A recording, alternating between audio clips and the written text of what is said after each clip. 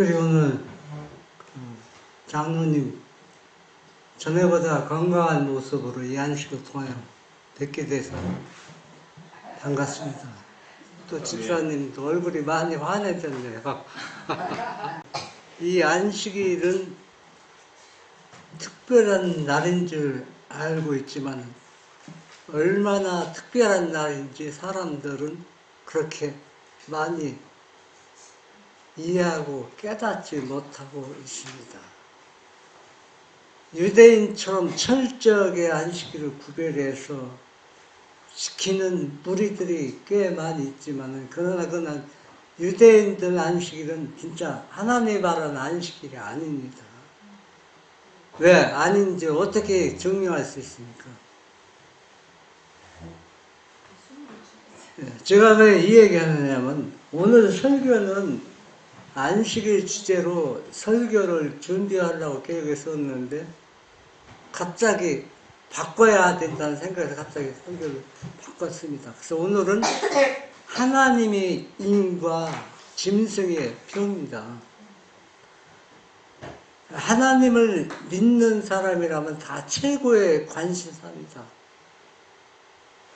어떻게 하면은 하나님의 인을 받고 또 어떻게 믿음의 생활을 하면은 짐승의 표를 받느냐. 다 하나님을 믿는 사람들에게 하나님의 인과 짐승의 표가 주어집니다. 이들은 절대 사단을 믿는다고 생각하지 않아요. 그런데 이들은 하나님의 인과 짐승의 표를 받을 수밖에 없다는 얘기입니다. 여러분은 무엇을 받고 싶습니까? 참 가장 어리석은 질문이죠. 예?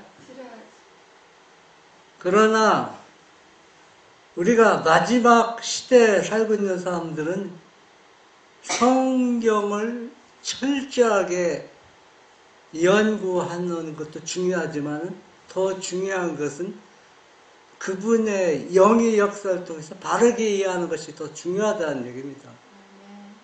네? 바르게 성경을 이해하지 못하면은 결국은 머리로 짐승의 표를 받으러 간다는 얘기예요. 그렇게 열성적이었던 사람들이, 믿음이 좋았던 사람들이, 아야 믿음이 없으면 관심이 없는데 그렇게 믿음이 좋고 하나님의 영의 역사가 분명히 그들의 삶에서 역사한 것을 우리가 보았는데 마지막 시대에는 결정적인 순간에 짐승의 표로 받으러 간다는 것은 왜 그렇습니까? 성경을 연구하되 바르게 이해하지 못하기 때문에 그렇습니다. 계시록 12장 17절 보면 용이 여자에게 분노하여 돌아가서 그 여자의 남은 자손 곧 하나님의 계명을 지키며 예수의 증거를 가진 자들과 더불어 싸우려고 바다 모래 위에 섰더라. 제가 어제 저녁에 우리나라에서 재림교회에서 가장 유명한 성경학자 또 신학 박사들 제1인자라고 할 수 있는 분과 제2인자라고 할 수 있는 두 분의 그 얘기를 제가 들으면서 제 마음에 좀 무거움을 느꼈습니다. 이분들이 40년 만에 동창을 만났는데 이 동창은 친구가 그리스찬이고 또 우리 신학 박사 이분도 그리스찬인 줄 서로가 아는 겁니다. 40년을 만났는데 그런데 40년 만에 만난 이 친구가 하는 말이 야 네가 다니는 교회도 안식교회도 우리와 성경이 똑같으냐? 다른 걸 믿지? 그 얘기를 들었을 때 어리벙벙해서 할 말을 못하겠다는 얘기입니다. 왜 올바른 진리를 가지고 이렇게 오랜 동안 세월 동안 믿음의 생활을 했는데 다른 교파에서는 제7의 안식일 예수 재림교회는 따로 성경이 있는지를 알고 오해하고 있는지 그 진실을 얘기한다고 말씀하시는데 여러분 성경에서 진실을 얘기한다고 사람들이 그걸 받아들입니까?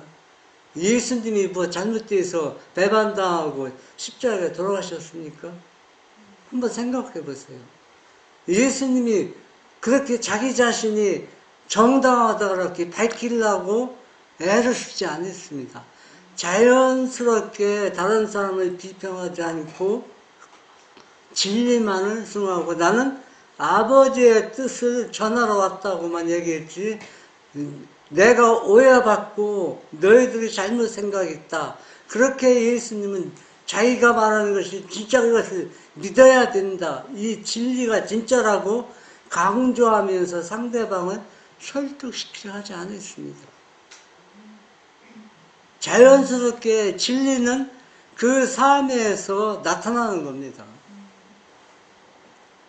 예수님은 얼마나 억울하게 삶을 사셨어요.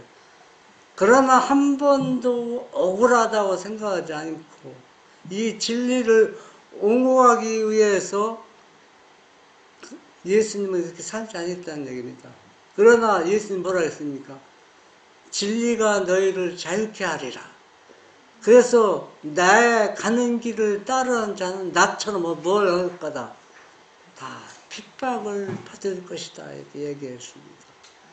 지금 재림교회에서는 모두나 너나 다를 것 없이 이단이라는 소리가 너무 듣기 싫어서 어떻게 하면 이단 소리를 안 들으려고 그런 쪽으로 성경을 연구하고 밝히다 보니까 예수님과 가까워지는 게 아니라 더 멀어질 수밖에 없어요. 성경 역사 6000년 동안 진리를 수호하다가 다 어떻게 죽었습니까? 외국뒤에 오해받고 다 죽었습니다. 이단자 걸려서 박멸을 당했습니다. 아, 저 사람들은 믿는 성경이 진짜다, 진리다 하고 옹호받으면서 죽은 사람은 없다는 얘기예요. 다 뭘 오해받고? 이단으로 오해받고 죽었다는 얘기입니다. 그러면 마지막 때는 어떤 현상이 가냐? 마지막 때도 똑같은 현상이 재현된다는 얘기예요. 응? 내가 믿는 하나님은 이단 하나님이 아니야. 내가 가지고 있는 성경은 진짜 성경 하나님이 주신 말씀이야. 그걸 강조하지 않았습니다. 그런데 여기에 보면 계시록 12장 17절이나 14장의 12절이나 계시록 14장은 같은 맥락의 말씀입니다. 이 말씀이 뭡니까? 새 천사의 기별이고 믿음으로 말미암은 의라는 얘기입니다. 그런데 재림교회에게 우리에게 이 새 천사의 기별을 주셨어요. 줬는데 이 진리를 바르게 이해하기 위해서 성경을 연구하는 사람도 꽤 많이 있겠지만 대부분의 이걸 어떻게 우리가 믿는 하나님이 내가 하는 성경이 진짜다 진리라고 옹호하기 위해서 믿는 사람이 꽤 많다는 얘기예요. 그렇다고 해서 이단 소리를 벗어날 수 있습니까? 절대 벗어날 수 없어요. 그거는 성경이 다 예언되어 있지 않습니까? 너희가 진리대로 살면 어떻게 됐다? 핍박을 받을 것이라 분명히 말씀해 주셨습니다.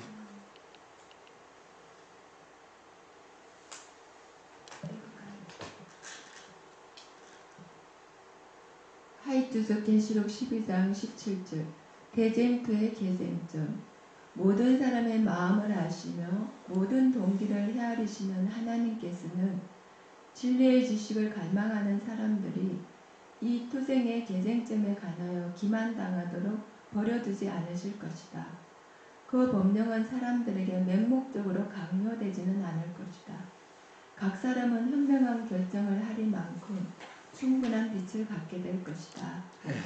이걸 계속 사람들이 보면서 이 배경을 설명하지만 주님이 원하시는 그 방법대로 이해하는 사람들이 많지 않다는 얘기예요. 여러분, 이 대장터의 계정점은 안식일을 얘기하는 겁니다. 안식일이 계정점이 된다는 얘기예요. 여러분, 2019년도 여러분 생각나는 게 뭐였습니까? 2019년도에 아주 세계를 완전히 휩쓸 것 같잖아요. 코로나. 이 코로나, 그때 백신을 맞으라고 엄청나게 광고했습니다. 이 백신 안 맞으면 거의 다 사람들이 뭐로 죽을 거다. 코로나 죽을 거니까 다 맞으라고. 또 우리 교회에서 목사님들이 권장까지 했습니다. 이거는 맞아도 아무 상관없게 맞으라고. 그런데 이게 백신이 계쟁점이 되었습니다. 어떻게 계쟁점이 되냐면 안식일이 계쟁점이 되면은 자유롭게 안식일을 지키는 무리와 또 이제 여러 가지 손실을 당하도록 이 안식일을 철저히 준수하는 사람에게는 마트도 못 가게 하고 물건도 못 사가게 하고 여행도 못 가게 하고 차에 운행도 기름도 넣을 수가 없고 예?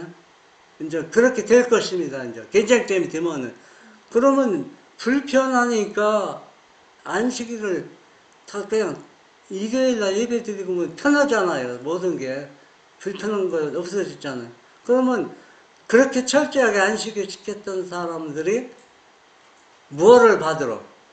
짐승개표 받으러 일요일날 경배를 한다는 얘기입니다. 그러니까 계쟁점이 될 때는 안식일날 하나님을 경배할 것이냐, 일요일날 사단을 경배할 것이냐, 개의장점이 된다는 얘기예요.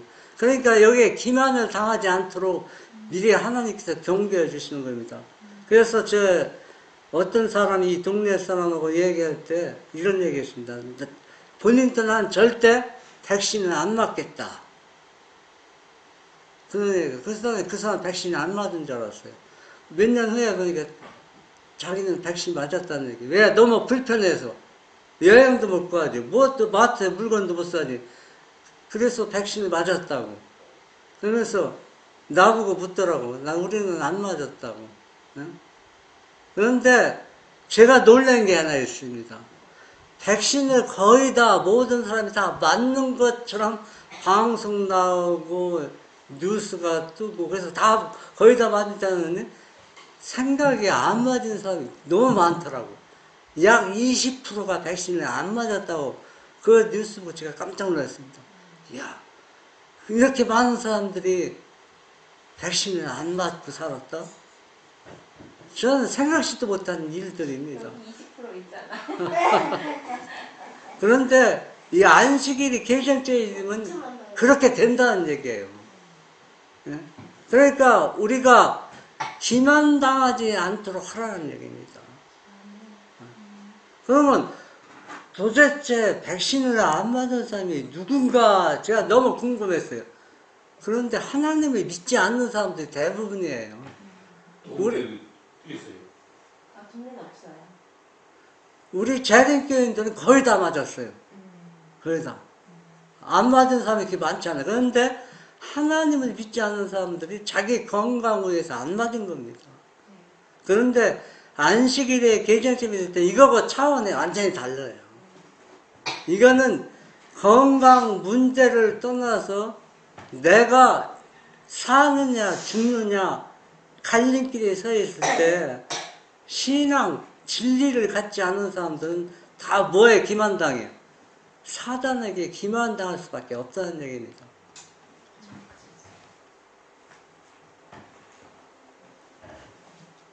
하이투서 계시록 12장 17절 말씀. 안식일은 충성의 큰 시금식이 될 것이다. 왜냐하면 안식일은 특별히 투쟁의 초점이 되는 진리가 되기 때문이다. 사람들에게 마지막 시련이 닥쳐올 때 하나님을 섬기는 사람과 섬기지 아니하는 자들을 구별하는 선이 거질 것이다. 넷째 계명을 지키는 대신에 국가의 법률과 일치되도록 거짓 안식일을 지키는 것은 하나님과 반대되는 세력에 충성하는 표가 되는 한편, 하나님의 율법을 쫓아 참 안식일을 지키는 것은 창조주께 충성하는 증거가 된다. 그래야 한 계층의 사람들은 세상의 세력에 복종하는 인을 받음으로써 짐승의 표를 받는 반면에 다른 계층의 사람들은 하나님의 권위에 충성하는 표를 받는 길을 택함으로써 하나님의 인을 받게 된다. 네. 안식일이 개정점이 되면 딱 두 머리로 갈라져요. 두 머리로. 뭐 내가 11금을 철저히 들었느냐, 내가 자아를 버리고 하나님만 사랑하느냐, 내가 전도해서 많은 영혼을 주께 인도하냐, 그렇게 하는 것이 아니라 이 안식일 개정점이 될 때는 경배의 대상을 우리가 선택하는 겁니다. 하나님을 경배할 것이냐, 마귀를 경배할 것이냐, 두 무리로 나누는 거예요. 그러면 안식일을 철저하게 지켰던 사람이라고서 하나님을 경배하는 건 절대 아니라는 얘기입니다. 개정점이 있을 때는. 그리고 또 일요일날 예배드렸던 사람이 또 이 안식일의 개정점이 될 때 일요일날 사단의 경배를 가는 것이 아니라는 얘기입니다. 그러면 무엇으로 그것이 결정이 나느냐 하면은 그 사람의 품성이 하나님의 품성을 가지고 있느냐, 마귀의 품성을 가지고 있느냐에서 구별이 된다는 얘기예요. 안식일을 철저히 지켰어도 하나님의 품성을 성화되지 못한 사람들은 일요일날 예배드리는 거 똑같이 하나님 보신다는 얘기. 왜? 안식일은 그 속에 하나님의 품성은 십계명과 믿음으로 말미암아 다 포함이 되어 있습니다. 성품이거든요. 그러니까 이 하나님의 성품을 가진 사람들은 안식일을 철저하게 지킬 뿐 아니라 십계명도 준수하고 믿음의 생활을 예수님이 인성으로 하셨던 것처럼 그렇게 보여준다는 얘기예요. 사랑으로 이웃들에게 나타나 보여준다는 얘기입니다. 그런데 반대로 하나님의 성품을 왜곡했던 일요일을 지켰던 사람은 셋째 천사의 기별을 딱 듣더니 이건 내가 지금 누구를 경배하고 사단을 경배했구나. 그래서 오히려 깃발을 안식일 꽂은 깃발로 돌아온다는 얘기예요. 반대로. 그리고 또 안식일 깃발에 모였던 사람들은 일요일날 깃발로 나가면 서로 자리 바꾸면 하는 거예요. 왜? 안식일이 계책점이 될 때. 그러면 사람은 놀라. 아, 저 사람은 왜 절로 가지? 안식일을 이렇게 철저하게 지켰던데 왜 절로 가지? 그리고 일요일 깃발에 있던 사람은 저 사람은 일요일날 예배드렸던데 왜 안식일날 깃발로 가지? 그때는 완전히 막 자유 은혜의 시간이 주어지지만 딱 순간이 바뀌면은 억압하거든. 자유를 억압한다고. 백신 안 맞으면은 마트 가면 물건을 안 파는 거예요. 왜? 딱 주민등록 누르면 알거든. 이 사람 백신 맞았냐 안 맞았냐. 그럼 당신 백신 맞았어. 제로. 그러면 그때도 안식의 개정점은 그렇게 판로가 난다는 얘기예요. 하나님의 인 맞을 사람과 짐승패 인 맞을 사람들이 표가 나기 때문에 서로가 자리를 바꾸는 거예요.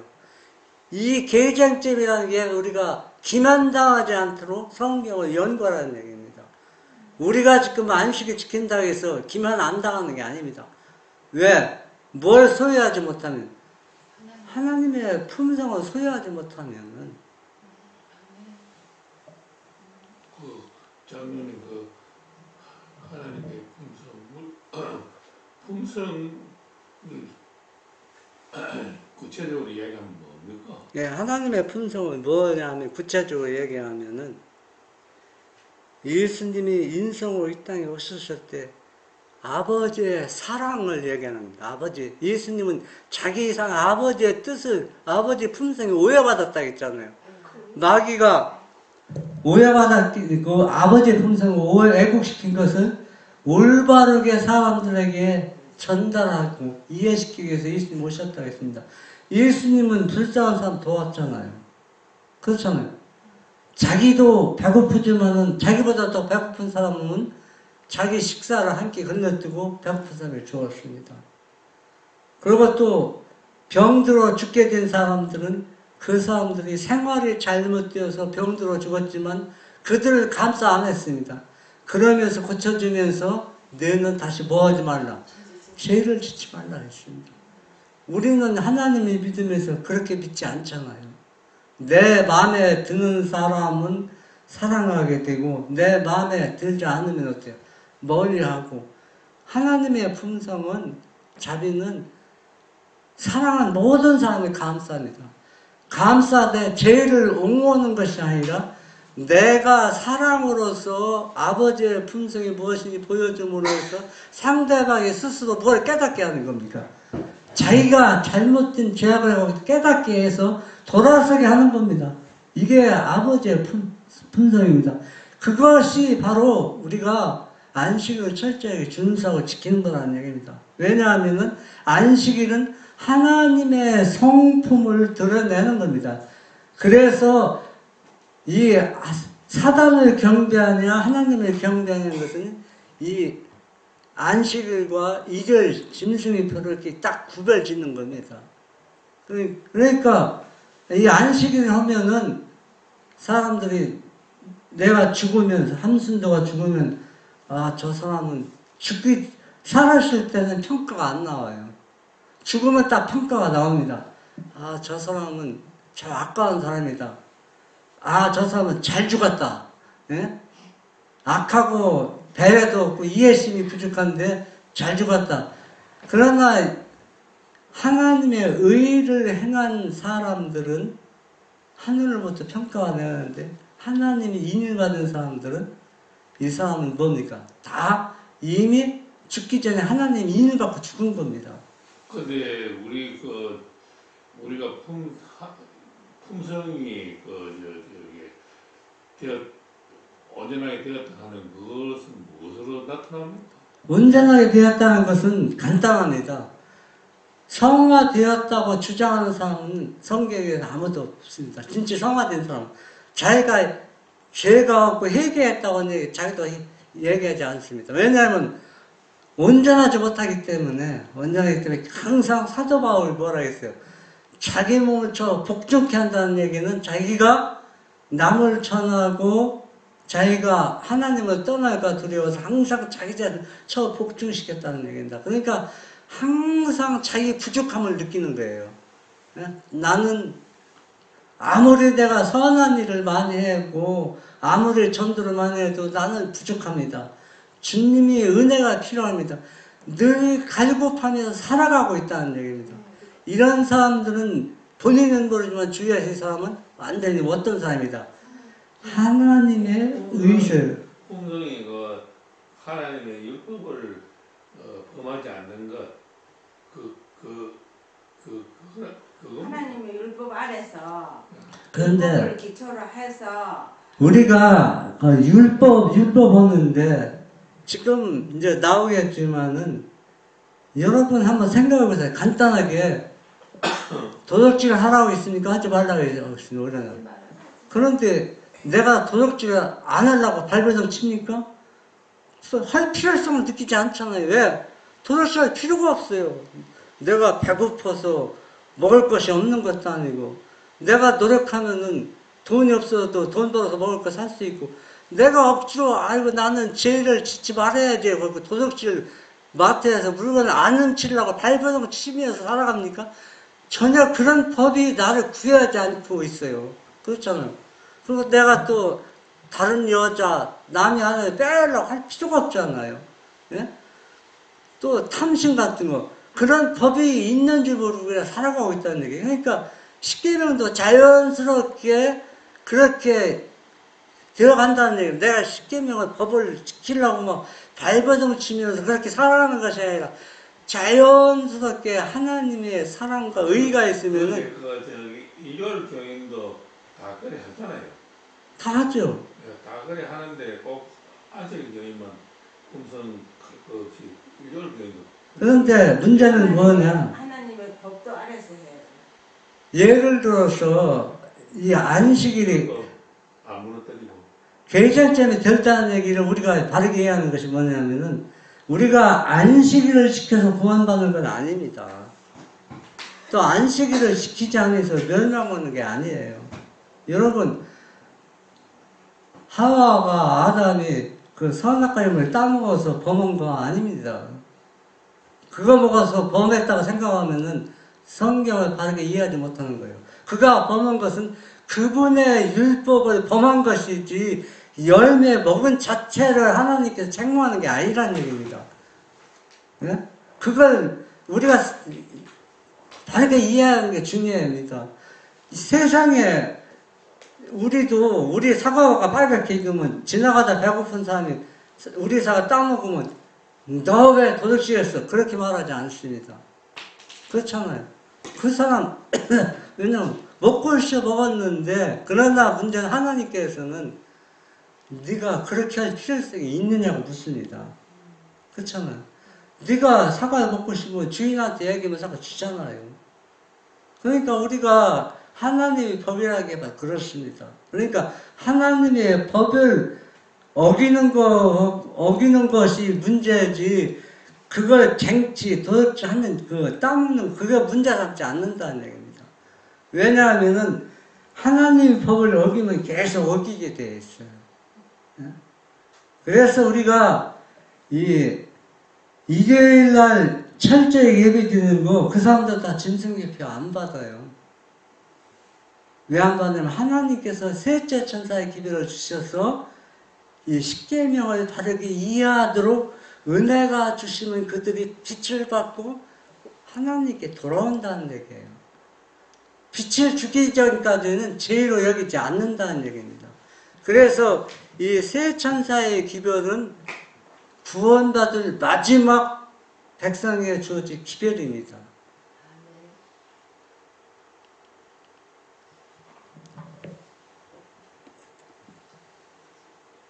계시록 13장 16절에서 17절 말씀.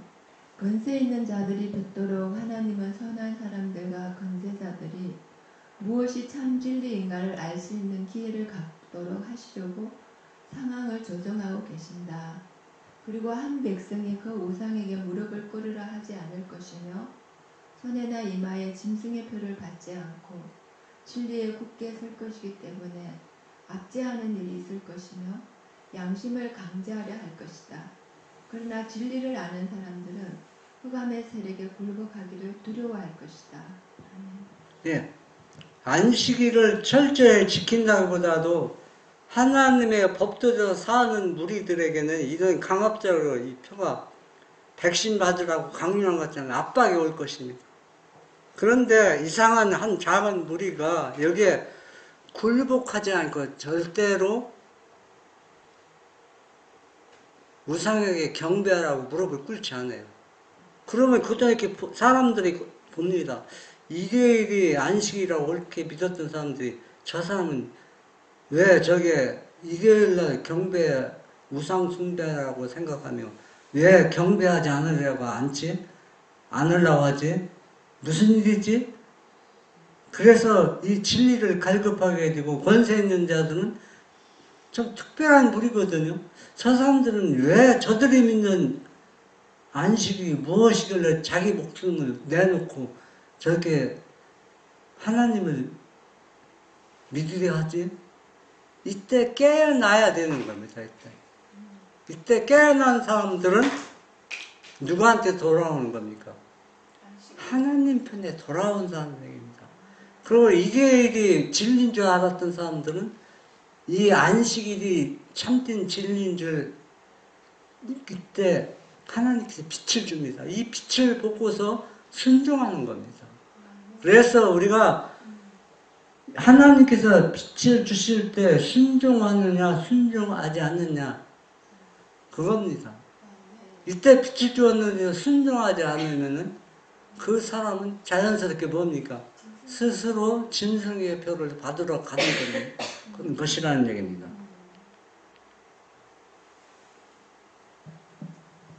계시록 13장 16절에서 17절 말씀. 하나님은 한 백성을 갖고 계신다. 그들은 오른손에나 이마에 짐승의 표를 받지 않을 것이다. 일렬 준수를 찬동하게 하려고 법률을 제정하겠지만 사단이 그 묘에 서 있고 그가 주동자이기 때문에 그들은 이 거짓 안식일을 높이는 일에 조금도 움직이지 않는다. 그러나 참 안식일을 지키는 것까지도 양심이 억압을 받아서는 안 된다. 이는 하나님이 자원해서 하는 봉사만을 받으시기 때문이다. 아멘. 그래서 짐승의 표나 하나님이나 억지로 안식을 지키는 건 이 안식을 지키는 게 아니고 또 이결도 똑같습니다. 자원에서 하나님을 경배하느냐 사단을 경배하느냐 두 무리로 딱 구별이 된다는 얘기입니다. 그러면은 참 안식을 지키는 사람들은 하나님께서 억압을 받지 않도록 자유의지를 줍니다. 억지로 선택하는 게 아니라. 그러면 이때 내가 그 자유의지에 굴복해서 하나님을 경배하면 그 사람은 하나님의 인을 받을 것이고 이계를 경배하면은 짐승의 표를 받게 된다는 얘기입니다. 이거는 사단이 우리 마음을 억압할 수가 없어요. 하나님도 절대 억압하지 않습니다. 자유의지를 주셔서 자유의지가 결정하도록 은혜를 주신다는 얘기예요. 제가 그때 코로나가 한참 있을 때, 이러다가 이거 안식일의 개정점도 들어오지 않고 이 백신 때문에 하나님의 백성들 멸절시킬 거 아니냐.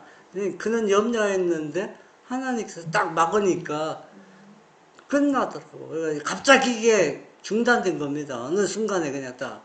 그래서 어떤 사람들 이것이 진성의 편이냐 하나님 인이냐 막 난리 났고 뭐 그런 쪽으로 성경을 연구하는 사람들 꽤 많이 있었습니다. 근데 저는 절대 이걸 통해서 개쟁점이 될 수 없다는 것을 제가 성경을 통해서 알게 되었습니다. 데살로니가 후서 2장 3절 보면 누가 어떻게 하여도 너희가 미혹되지 말라. 먼저 배교하는 일이 있고 저 불법의 사람 곧 멸망의 아들이 나타나기 전에는 그 날이 이르지 아니하리라. 이게 사도 바울의 한 말씀이죠. 그런데 예수님의 제자 끝까지 노령까지 살았던 요한도 이 비슷한 말을 했어요. 사도 바울은 불법의 사람, 멸망의 사람, 요한은 뭐라 했습니까? 적그리스도, 적그리스도 그렇게 나왔죠. 그래서 이 불법의 사람, 멸망의 아들이 나타나기 전에는 안식일의 계정점에 이르지 않는다는 얘기예요.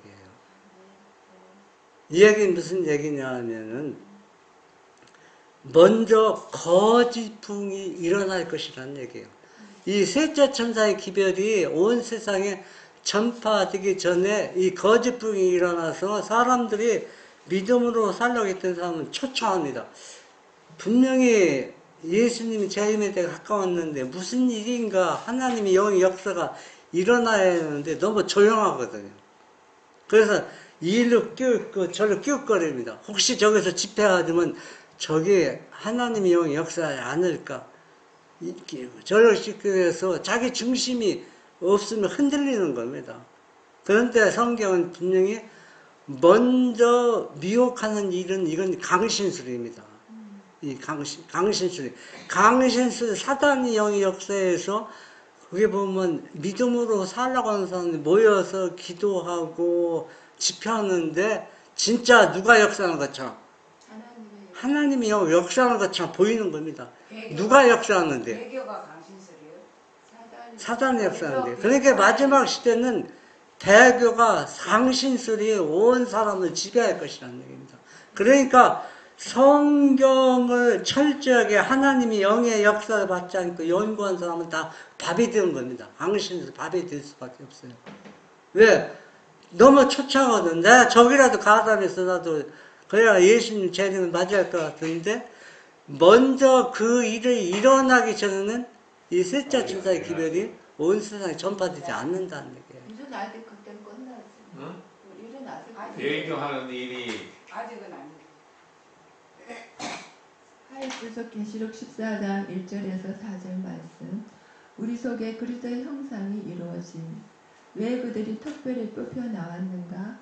이는 그들이 온 세상 앞에 놀라운 진리와 함께 서야 했으며 반대를 받아야 했으며 반대를 받고 있는 동안에도 그들이 하나님의 아들과 딸이라는 것을 기억해야 했으며 영광의 소망이신 그리스도를 그들 속에 모셔야 한다는 것을 기억해야 했기 때문이었다. 아멘. 네. 어떤 집회든 게 뚜렷한 형상이 드러나게 되어 있습니다. 하나님의 영광이 드러나든지 사단의 영이 역사든지 그런데 그걸 구분하기가 쉽지 않다는 얘기예요.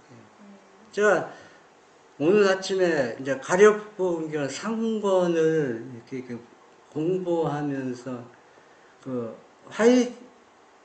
자매한테 두 사람이 화이자매처럼 늘 하나님께로부터 계시를 받던 그 자매가 있는데 화이분한테 찾아와서 내가 받은 계시들이 사단의 영이 역사냐 하나님의 영이 역사냐 그것을 답을 듣기 위해서 이제 왔는데 그거 보니까 교회 증언을 인용하고 성경을 인용하면서 제가 이렇게 봐도 구분이 안 될 정도로 구분될 것 같으면 그게 현혹될 필요가 없죠. 그렇지 않습니까? 여러분들이 집회에 가서 저건 하나님의 영이 역사한다, 사단이 역사한다 쉽게 구분이 됩니까? 구분이 쉽게 안 돼. 왜냐하면 사단의 정체가 처음부터 드러나면 그 집회에 모일 사람이 누가 있어요? 다 거기 모인 사람은 뭐 하려고 사는 거예요? 믿음으로 살려고 노력하고 기도 많이 하고 성경을 철저히 연구하는 사람인데 구별하지 못할 정도로 사단의 영이 역사하는데 그게 바로 강신술이거든요. 그런데 얘기 들어보니까 하이자매가 얘기하고서 이건 당신이 계시받은 거는 아니다 딱 잘라서 말한 것이 아니라 일단 해 돌아와서 하나님께 계시를 주었습니다. 그 자매가 보인 거는 사단의 역사, 강신술의 역사라고 화요일 자매가 그 자매한테 이제 보낸 겁니다. 그러면 이 일이 마지막 시대, 우리 시대는 더 많이 일어날 것이라는 얘기입니다. 그러면 이게 쉽게 구별할 수 있는 게 아니라는 얘기입니다. 쉽게. 그런데 진리 위에 굳게 서지 못한 사람들은 요즘 여러분 마지막 때 다 뭐로 멸망당하지 아십니까? 강신술, 오류를 이단, 진리를 믿고 다 멸망당하는 겁니다. 그게 바벨론입니다. 계시록 18장 화이트석에 보면은 바벨론에서 나오라는 얘기는 그 오류에서 나오라는 얘기입니다. 예? 완전히. 그래서 그 오류에서 나오지 못하면 이걸 교회가 실제로 어려워 아닙니까?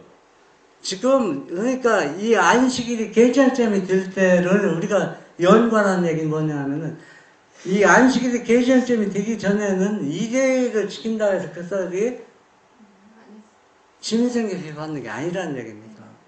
그것도 안식일을 지키는 사람이 하나님의 인을 받는 게 아니라 이 안식일이 개정점이 될 때 법적으로 효력이 발생할 때 안식일을 지키는가 일을 지키는가 그때 하나님의 인과 짐승의 표를 받게 된다는 얘기입니다. 지금 받는 게 아니라는 얘기입니다.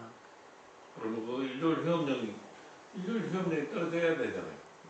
이제 법적으로 이제 효력이 발생해야죠. 예. 그래 팀이 그러니까 지금도 이제 문제는 우리가 성경을 어떻게 이해하느냐에 따라서 세 천사의 기별을 빛을 주었으면 순종하지 않으면은 일요일을 지키는 거 똑같아요. 안식을 지켜도. 그때는 이미 끝났어요. 지켜도. 그리고 또, 지금은 셋째 천사의 기별의 빛이 온 세상에 다 전파된다 했거든. 그런데 세 천사의 기별이 내용이 무엇으로 구성됐는지 이걸 바르게 이해하는 사람이 많지 않다는 게 문제입니다. 세천사의 기별 뭐 하도 두리뭉실하게 뭐꼭 집어만 뭔지 내가 제가 이제 마지막 판에 확실히 제가 이제 짚고 넘어갈 겁니다. 셋째 천사의 기별이 무엇인지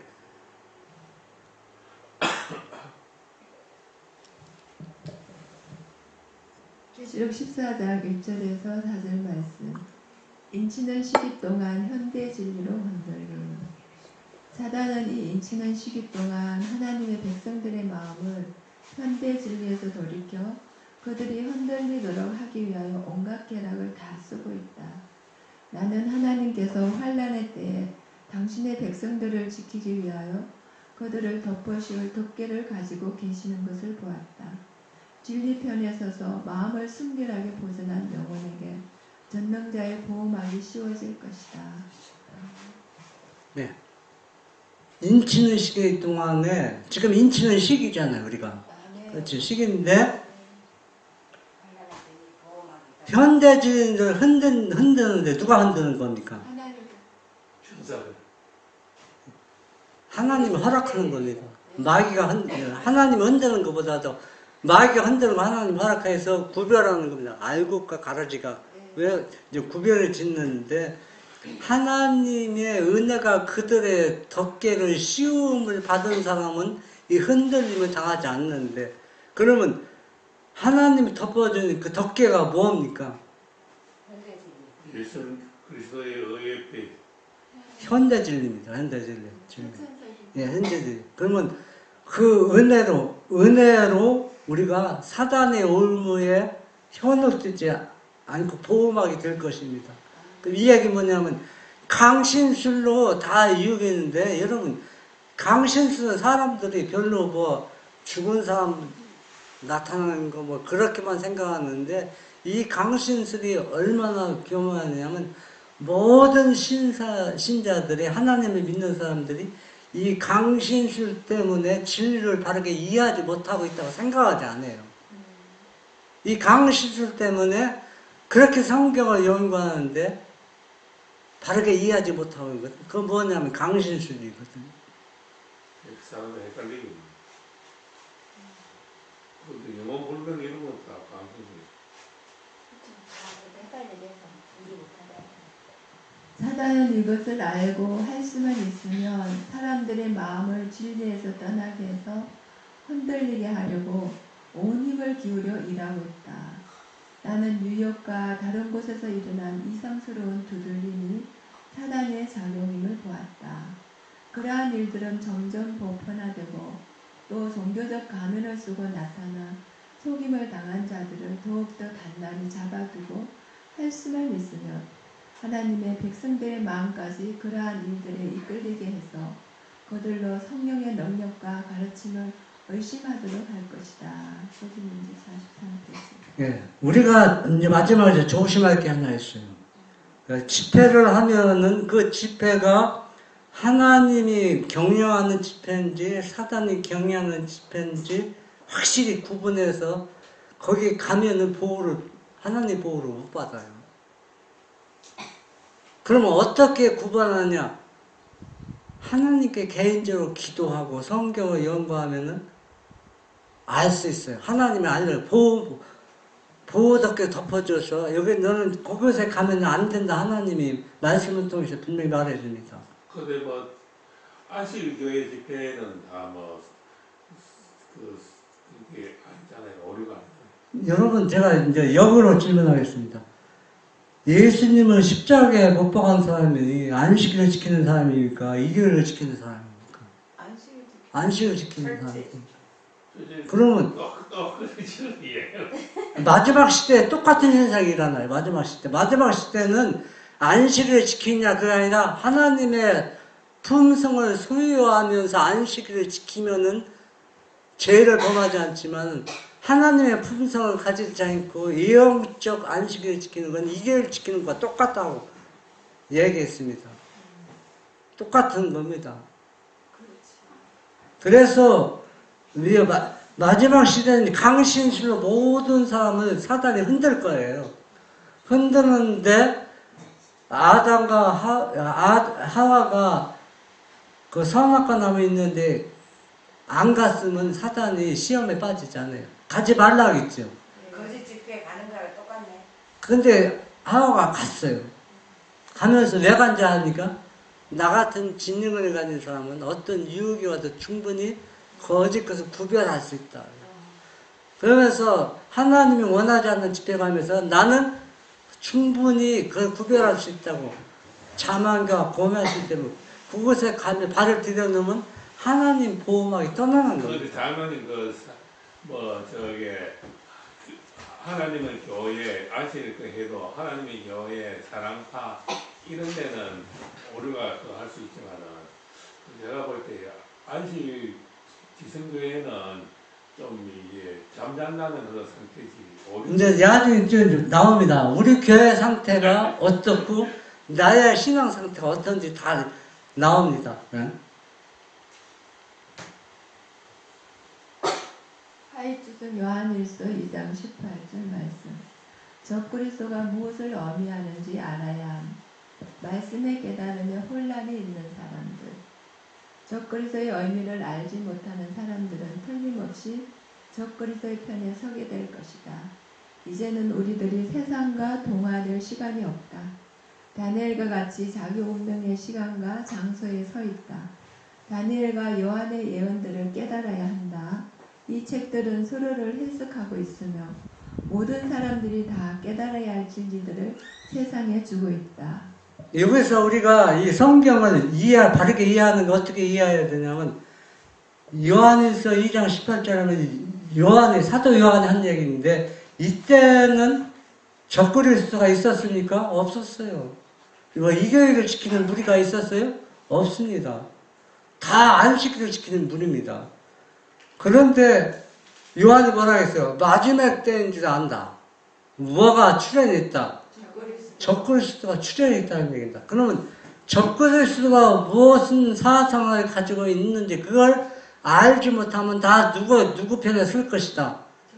적그리스도 편에 설 것이다는 얘기입니다. 그러면 적그리스도가 무엇인지 뭡니까 적그리스도가? 아버지와 아들을. 요한일서 한번 성경 찾아보세요. 요한일서 2장 22절 23절 뭐라고 했는가? 아들을 부인하는 자에게는 또한 아버지가 없으되 아들을 시인하는 자에게는 아버지도 있느니라. 너희는 처음부터 들은 것을 너희 안에 거하게 하라. 처음부터 들은 것이 너희 안에 거하면 너희가 아들의 안과 아버지 안에 거하리라. 22절 거짓말하는 자가 누구뇨? 예수께서 그리스도이심을 부인하는 자가 아니뇨. 아버지와 아들을 부인하는 그가 적 그리스도니. 네, 아버지와 아들을 부인하는 적그리스도. 유대인들이 적그리스도입니까? 적그리스도가 아닙니까? 아버지 아들 부인했죠. 적그리스도입니다. 오늘날도 예수님이 신성의 하나님의 아들이라고 믿습니까? 안 믿습니까? 다 안 믿어요. 인성으로서 하나님의 아들이라고 다 인정하고 재림교회도 그렇게 수용하고 있어요.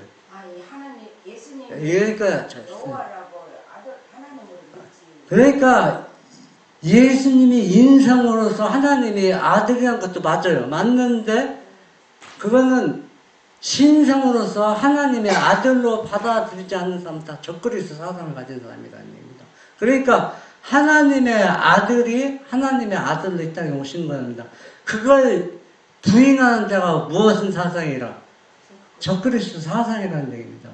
그러면은 제가 재림교회 유명한 목사님들 설교 들어보니까 어떤 목사님은 예수님이 침례받음으로써 하나님의 아들이라 칭함을 얻었다고, 로마서 1장 4절은 예수님이 부활하심으로 인해서 하나님의 아들이라 믿고 있습니다. 이거는 다 적그리스도 사상입니다. 다 사상이에요. 또 어떤 분은 그렇게 유명한 분인데 예수님이 침례받음으로 인해서 예수님이 하나님의 아들 인침을 받았다. 이것도 다 적그리스도 사상이라는 얘기입니다. 적그리스도 사상은 딴 게 아닙니다. 장로님 지금 아주 중요한 그 에스겔에서 그 삼위일체를 믿잖아요. 네. 삼위일체를 믿는다는 것은 예수님을 하나님으로 인정하는 거거든요. 그런데 이제 지금 여기서 두 분 하나님, 이제 아버지와 아들로서는 성령을 우리가 지금 알다시피 이제 그 인격체로 우리가 보지 않는 거, 그거지만은 삼위일체를 주장하는 교회에서는 예수님을 인정하는 거잖아요. 하나님을 인정하기 때문에. 하나님으로 하나님을 인정하기 때문에. 하나님의 아들로는 인정 안 해요. 그래서 지금 장로님 이야기하는 거 이해가 되는데 아들인 것을 인정하잖아요. 아들은 아니고 스스로 있는 여호와 하나님 아니 예수님. 알았어, 지금 아니, 내가 그렇게 나가면은요. 아들로 그렇게 나간다면은 이 사실 내가 어떤 생각이 드냐면은 이것을 믿고 있는 이 숫자가 굉장히 적기 때문에 여기만 국한되는 구원을 받는다 하는 이런 논리가 형성이 되기 때문에 이거 아주 나는 좀 위험하다고 생각합니다. 여러분, 제가 한 번 이야기할게. 봐요. 우리가 두 하나님 믿어야 구원받는다고 얘기 안 했습니다. 두 하나님 믿어야 구원받는다고. 세 하나님 믿어서 멸망한다고 절대 얘기하지 아니 않습니다. 그러면 다 지금 에스겔에서는 다 하나님 삼위일체의 하나님으로 보기 때문에 우리가 거기서는 하나님으로 인정한다는 것을 이해를 해줘야 돼요. 여러분, 다시 생각해 보세요. 장로님이 논리는 다 사람들이 다 같은 논리입니다. 다 백날의 논리인데 거기서는 아들의 성령에 대해서는 이제 인격적으로 보잖아요. 성령의 인격체 그게 중요한 게 아닙니다. 지금 사단이 뿌려놓은 함정이 무언지 아십니까?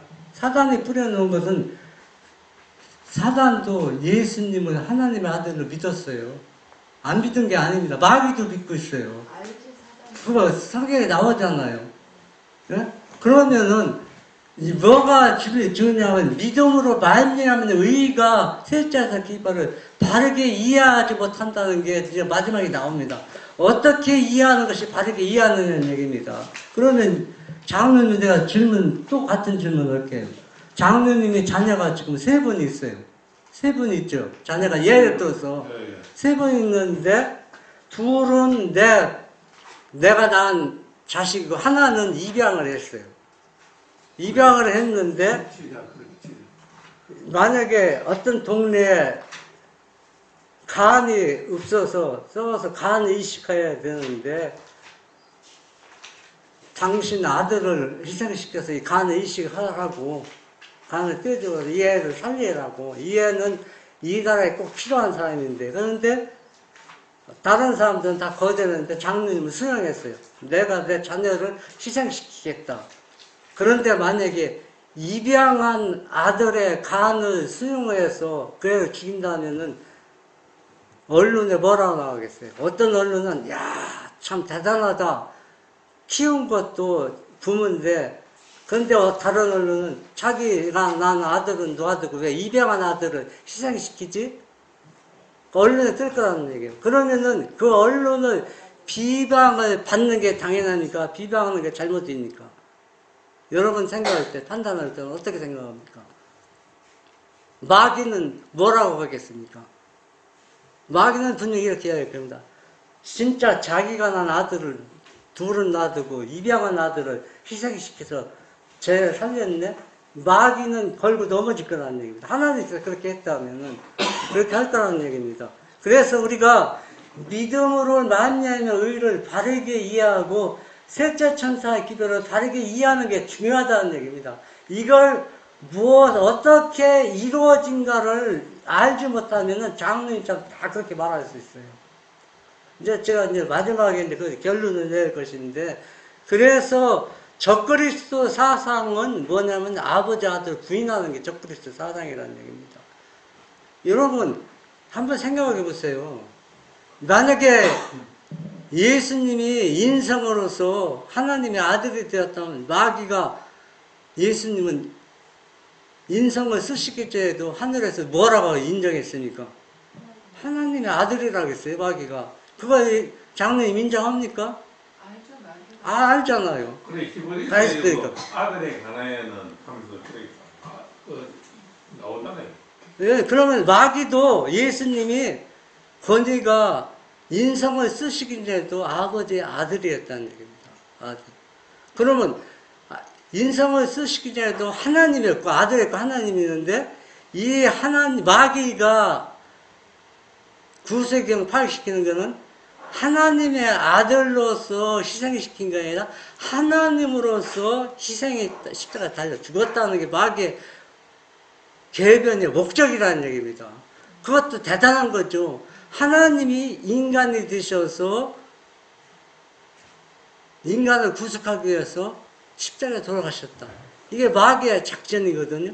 그런데 이 작전이 뭐냐 하면은 하나님의 구속의 경륜을 완전히 파괴시키는 겁니다. 왜 파괴시키냐? 아버지께 뭐라 했어요? 내가 내 아들을 아끼지 않고 너에게 내가 주었다고 했는데 아들을 준 게 아니고 하나님이 희생당했잖아, 하나님.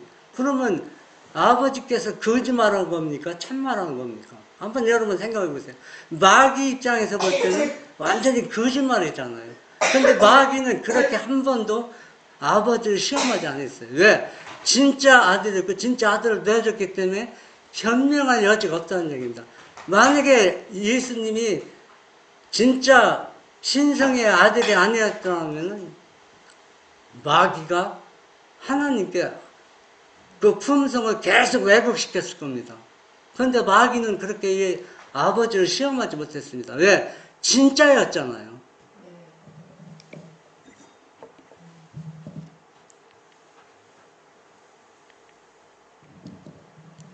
화이트숙 요한일서 2장 18절 말씀. 이 예언들은 세상에 경고되어야 한다. 이 마지막 때에 이 예언들이 성취됨으로 말미암아 예언 자체를 설명할 것이다. 세상의 제약 때문에 주께서는 이제 곧 세상을 징별하려고 하신다. 그는 또 각 종교 단체들이 그들에게 주신 빛과 진리를 거절했기 때문에 그들을 곧 징벌하려 하고 계신다. 첫째와 둘째 그리고 셋째 천사의 기별을 연합한 큰 기별을 세상에 전해야 한다. 여러분은 세 천사의 기별을 확실히 이해하고 수용하고 우리가 받아들여야 합니다. 이걸 이해하지 못하고 받아들이지 못하면은 다 야적이 뭐냐면 하나님을, 예수님을 버리게 될 수 있어요. 그러면 그렇게 많은 사람들이 셋째 천사의 기별을 주장하고 가르친다고 얘기했는데 과연 내용이 무엇이냐 사람들이 너무 헷갈리고 있어요. 방황하고 있어요. 이것도 셋째 천사의 기별이다. 저것도 셋째 천사의 기별이다. 안식일이 셋째 천사의 기별이다. 뭐 이걸 셋째 천사의 기별이다. 믿음이로만 사람들이 그 주장은 다 맞아요. 성경이나 맞는데 듣는 사람은 자꾸 핵심이 뭔지 모른다는 얘기예요. 핵심이 뭔지. 그런데 이 기별을 왜 요한계시록 14 마지막 때 주어졌냐는 얘기입니다. 그전에는 이 기별이 없었습니까? 있었어요. 아담에게 주었던 기별이고 아브라함에게 주었던 기별이고 다니엘에게 주었던 기별이고 오늘날 우리에게 주었던 주어진 기별인데 왜 이 기별을 그들은 아브라함이나 다니엘 같은 건 이해할 필요가 없어요. 왜 이해할 필요가 없느냐?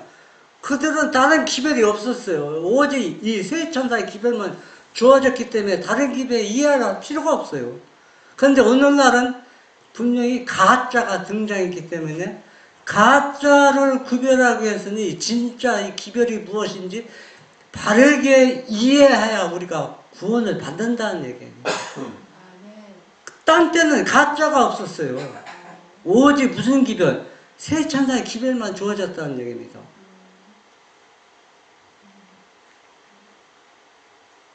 하익주승 요한일서 2장 18절 이것이 우리의 일에서 주된 의무가 되어야 한다. 그리스도를 참으로 믿는 사람들은 여호와의 율법을 드러내어 놓고 따를 것이다. 안식일은 하나님과 그분의 백성 사이의 표준이다. 에스겔 20장 12절에서 20절 말씀. 우리는 안식일을 지킴으로써 하나님의 율법을 따른다는 것을 가시화시켜야 한다. 그것은 하나님의 택한 백성들과 세상을 구별 수 있는 표가 되어야 한다. 네. 지금 우리가 이 말씀을 하나님의 성품을 소유하고 안식일을 지키는 사람은 문제가 일어나지 않아요. 그런데 하나님의 성품을 갖지 못한 사람들은 안식일을 지키는 게 아니라는 얘기를 성경에서 말하고 있습니다. 그래서 셋째 천사 기별을 다르게 이해하는 겁니다. 지금. 그리고 또 짐승의 표를 받는 것은 일요일날 지키는 게 짐승의 표를 받는 것이 아니고 계정점이 들 때 하나님이 인과 짐승의 표를 받는다는 얘기입니다. 그러면 우리가 어떻게 이것을 바르게 이해하느냐가 중요합니다. 저도 세 천사의 기별을 얘기하는 사람들 얘기 들어보면 이게 무슨 얘기인지 모르겠더라고. 막 혼동이 돼서. 그래서 제가 10년 동안 계속 이걸 연구하고 기도하고서 저는 확실히 이제 이해 깨달았습니다. 이제 확신 있게 얘기할 수 있어요. 셋째 천사의 기별이 뭐하다? 그런데 성경 전체가 다 셋째 천사의 기별인데 핵심 내용이 무엇이냐는 겁니다. 이제 그런데 우리가 알고 있기로는 강병욱 씨 그 설교를 들어보니까 첫째 천사의 복음 예수님 맞으라 진짜 우리를 이제 회개하라 이게 뭐는 이제 주님을 맞이해 심판 날이 가까이 왔으니까 회개하고 다시 예수님을 맞이하는 이게 첫째고 둘째는 거짓 교회에서 나와야 된다. 셋째는 안식일을 맞으라. 그래야 이제 가렵비교 이렇게 설명. 상권에 설명 나온 건데 여기 보면 가렵기의 상권 172쪽에 보면 셋째 천사의 기별은 하나님의 계명과 예수 그리스도의 믿음을 선포하는 것이다. 하나님의 계명은 선포되어 왔으나 예수 그리스도의 믿음은 같은 중요성을 가진 것으로 제7일 안식의 예수 재림 교인들에 의하여 선포되지 못했다. 우리 교회가 믿음으로 말미암아 의를 선포했다 못했다는 겁니까? 못했다는 얘기예요. 믿음으로 말미암아 의를 선포 못했다고요? 못했죠. 못했으니까 지금 선지자가 얘기한 겁니다. 그러면 왜 못했느냐?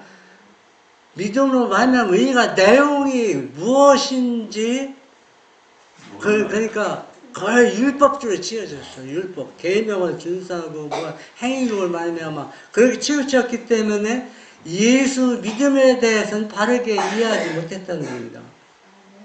그래서 이 선지자가 이걸 계시를 줬는데 본인 자신도 이것을 어떻게 표현해야 할지 모르겠다고 했습니다. 이게 쉬운 게 아니라는 얘기입니다. 왜 쉬운 게 아니냐면 이 셋째 천사의 기별 내용이 어려운 게 아니라 계속 한 찍으로 너무 치우쳐 왔기 때문에 그렇게 믿음의 생활을 해왔기 때문에 이걸 다른 쪽으로 이해한다는 게 쉽지 않다는 얘기입니다. 루터가 종교 개혁하면서 뭐라 했습니까? 행위로 구원을 들라고 했잖아요. 고행이나 그러면서 그 무슨 계단을 올리면서 무릎 꿇고 올라가다가 하늘에서 음성이 들었지 않습니까? 오직 로마서 1장 17절에 보면 의인은 믿음으로 살리라. 그러면 믿음으로 살리라는 내용이 여러분 알고 있는 것 같지만 바르게 이해하는 게 지금 못하고 있다는 얘기예요. 지금 재림교회도 그거 못하고 있다는 얘기예요. 근데 세계에서의 기별을 그걸 어떻게 알았을까? 성경을 못 안식일 읽지 않았네. 교회에게 그게 하나님께 주어졌는데 안식일 교회가 그것을 옳게 그 이해를 지금 다 못하고 있는 예. 실정이에요. 예, 못하고 있는 거죠. 그러니까 엉뚱한 얘기 하는 겁니다. 자꾸 셋째 천의 기별을 얘기한다면서 엉뚱한 얘기. 저도 똑같은 입장이고, 뭐, 저라고 뭐, 특별하게 다 이해한다고 말하지는 않습니다. 근데 루터가 어떻게 그 말씀을 알았을까요? 그러면, 자기가 아니 그게 아니고 자기가 아니 거의 천주교에서도 못 읽게 된다. 그래서, 계명, 십계명만큼 예수 그리스도의 믿음도 중요성이라는 얘기가. 병행해서 밖에 나가야 되는데, 계속 한쪽으로만 치우쳐 왔어요. 수천 년 동안. 그게, 한쪽으로 치우쳐 왔는데, 그걸 바꾼다는 게 쉽습니까? 어렵다는 얘기예요. 예. 불가능한 일처럼. 그러니까 이 선지자도 이걸 설명해야 할 텐데, 어떻게 표현하지 못한다는 그 심정의 답답함. 여러분, 우리가 믿으면 말면 아는 것 같지만 실제 모르고 있다는 얘기거든.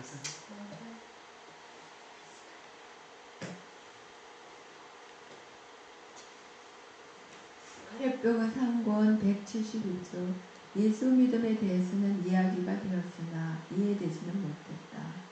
셋째 천사의 기별에 속한 그 무엇이 예수 믿음을 구성하는가? 예수는 우리의 죄를 용서하는 구주가 되기 위하여 우리의 죄를 지는 자가 되었다. 그는 우리가 받아야 할 취급을 받았다.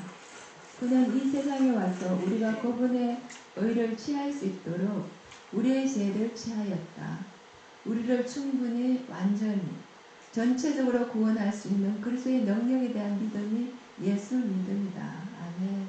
예, 여러분, 내용을 지금 설명하고 있잖아요. 우리 재림교인들이 믿음으로 말미암은 의를 다 아는 것처럼 얘기했는데, 지금 뭐라고 했어요? 이야기는 되었으나 이해하고 있다. 이해 못하고 있다는 겁니다. 그러면 왜 이해를 못하고 있는가? 여러분, 이 기별을 이해하면 여러분 생활이 변화가 일어납니다. 분명히 변화가 일어나요. 우리가 이야기는 하고 있지만, 주고받지만, 이해하고 소화시키지 못하기 때문에 내 생활이 하나도 어제나 똑같이 변화되지 못하고 있습니다. 이건 이해하고 있는 게 아닙니다. 그러면 우리가 어떻게 이해되어야 하느냐?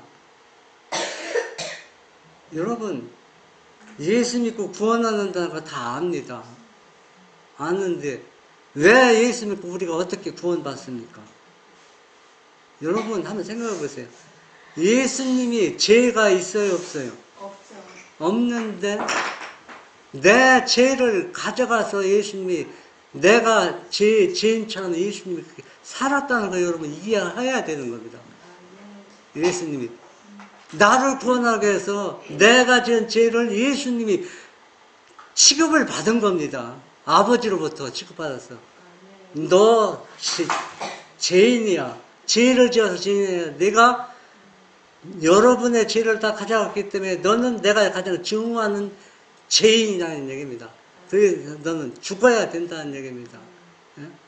그러면 나하고 상관없으니까 상관이 있어요. 나 때문에 누가 예수님이 죄짐을 져서 내가 당할 고통을 예수님이 다 받으셨다는 얘기.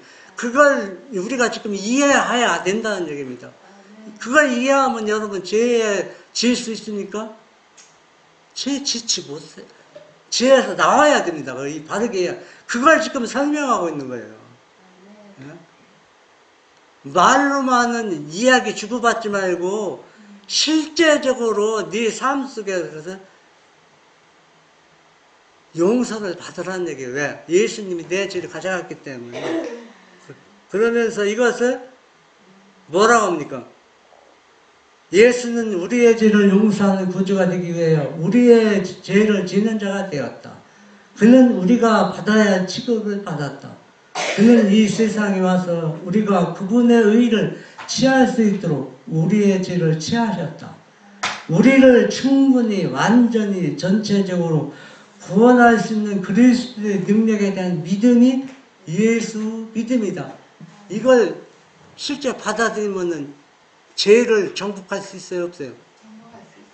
지금 그걸 이야기하고 있습니다. 이걸 내가 이야기하지만 실제 그 예수 믿음에 대해서 하나도 안 받아들이고 있다는 얘기예요. 안 받아들이고 있으니까 엉뚱한 얘기 자꾸 하는 겁니다. 엉뚱한 얘기. 지금 그러면 사단이 가장 걸작품이 뭔지 알아요? 하나님이 인간이 되셔서 우리의 대성물이 되었다는 얘기입니다. 인간이, 하나님. 그것도 어떻게 보면은 하나님이 인간이 되어서 대성물이 되고 나의 죄 가져가서 대단한 거지. 그런데 그럼 아버지는 무엇입니까? 아버지는 예수님과 아무 관계가 없지 않습니까? 여러분 한번 생각해 보세요. 한 동네에서 이웃이 절친한 친구 세 사람이 있어요. 셋 중에서 하나는 인간을 그 동네 사람을 살리기 위해서 희생물이 됐어요. 둘은 희생한 게 뭐였습니까? 친구. 아무것도 아니에요. 잃어버린 게 하나도 없어요. 내가 친구를 내줬다. 그건 거짓말이잖아. 친구를 내주긴 뭘 내줘. 친구가 다 다른데. 그러면 예수님과 아버지 하나님 그렇게 만든 것이 사단의 걸작품이라는 얘기입니다. 그걸 사람들이 셋째 천사 기별을 타락시키는 걸, 그걸 믿음으로 말미암아 바르게 이해하지 못해서 그걸 사람들이 이해를 못하고 있어요. 그래서 믿음으로 말미암는 구성이 무엇으로 이루어졌는가를 이해하라는 얘기입니다. 그 구성이 뭡니까? 진짜 아버지의 아들과 아들을 희생해서 우리가 죄에서 용서 구원받는다는 그 핵심 내용입니다. 그렇게 그것을 부정하는 것이 바로 뭐냐? 아버지 아들을 부정하는 겁니다. 예?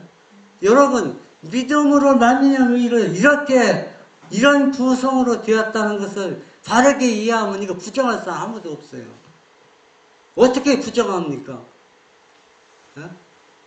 아버지가 아들을 내준 이상 여러분 이해가 됩니까? 천사들도 놀랐다 했잖아요. 마귀도 여기에는 완전히 굴복하고 말았습니다.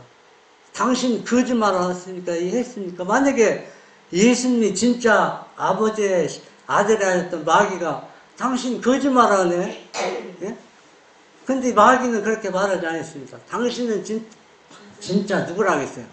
하나님의 아들이라고 얘기했습니다. 그래서 우리가 셋째 천사의 기회 핵심은 이 내용이 이거라는 얘기입니다.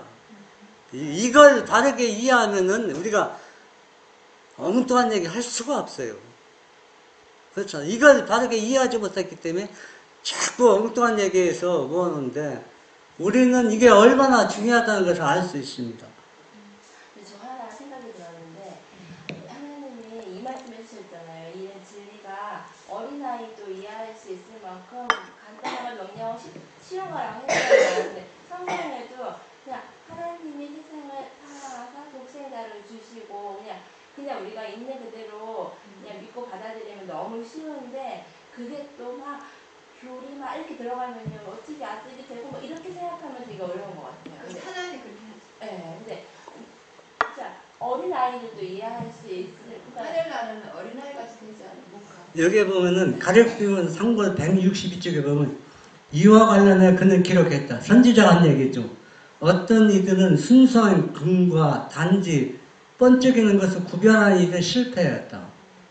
그리고 덧붙였다. 십자가에 못 박히시고 부활하신 주님의 공로를 통한 유일한 용서를 가르치며 하나님의 아들을 믿는 믿음으로 말미암는 의를 옹호하는 참된 종교, 성경의 유일한 종교는 어떻게 되었다? 우리 재림교에서도 거의 받아들이지 않았습니다. 경식. 이거 지금 이결교회를 두고 하는 얘기가 아니에요. 재림교회를 두고 하는 얘기입니다. 경시되었으며 반박되었으며, 그러니까 믿음으로 말미암은 의를 잘못되었다고 반박을 당했다는 얘기입니다. 그 조롱을 받고 어떻게 되었다? 거절되었다. 이게 재림교회의 현실이라는 얘기입니다. 화해법인 당시 드는데 오늘날은 이걸 강조하지 않으니까 이걸 뭐 조롱하고 거절할 필요도 없어요. 지금 이런 셋째 천사의 기별을 바르게 이해하는데 왜 핍박이 없습니까? 바르게 이해하면 핍박이 따르게 되어 있어요. 하나님 아들을 믿는 믿음으로 말미암는 것. 이 말씀이 그때 그 당시에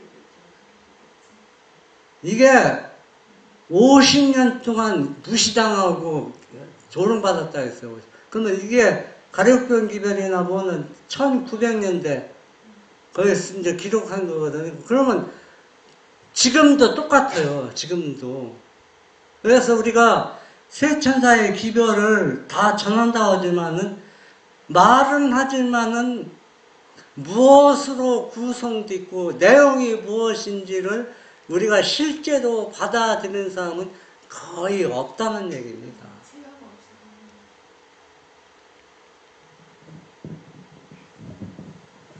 하이주소 계시록 14장 1절에서 4절 말씀.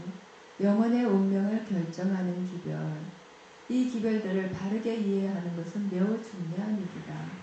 모든 영혼들의 운명은 이 기별을 받아들이는 태도에 달려있다. 나는 이 기별의 시종을 다시 살펴보게 되었는데 하나님 백성들이 겪는 경험들을 보았다. 네, 여기 한번 앞뒤 문구를 맞춰보세요. 이 기별들을 바르게 이해하는 것은 매우 중요한 일이다. 그러면 이걸 바르게 이해하는 것은 아버지께서 우리를 얼마나 사랑하는지 자기 아들을 죄인으로 만든 이 땅에 오시게 해서 죄는 짓지 않았지만 우리의 죄를 가져가서 완전히 죄인을 취급받고 또 완전히 속죄물이 되어서 대성문에 들 수밖에 없는데, 예?